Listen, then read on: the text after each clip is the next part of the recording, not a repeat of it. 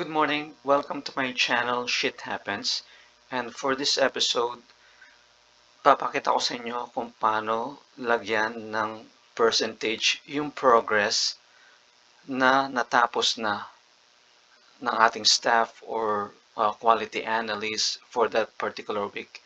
For example, itong mga QAs na to, meron silang allocated na 125 cases na dapat i-audit for this week. So, lagay tayo ng example. Let's say, for 3 days, meron na silang mga natapos.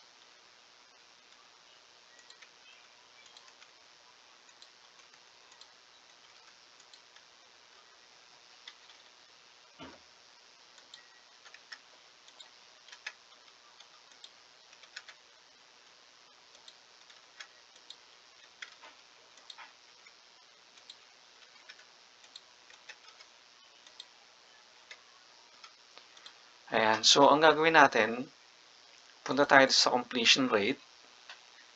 Lagay natin tong formula na to.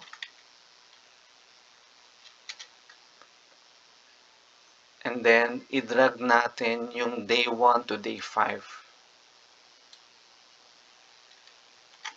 Close parenthesis natin.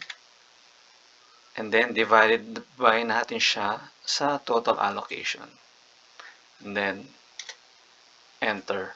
Ngayon, may lalabas dyan na autofill. Click lang natin yung check. And then, select natin to. Gawin natin percent.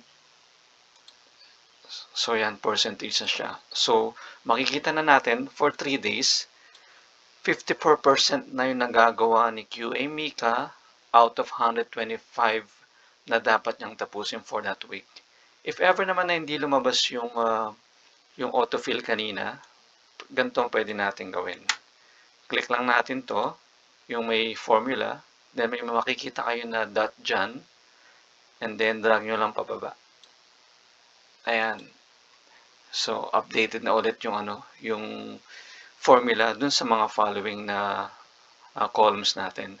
So, on this method, let's say day 4 na kinabukasan, in-update natin ulit.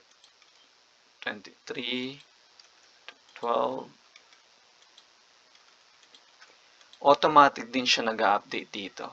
So, in that way, matatrack natin kung gaano na ba yung natatapos na trabaho for that particular week.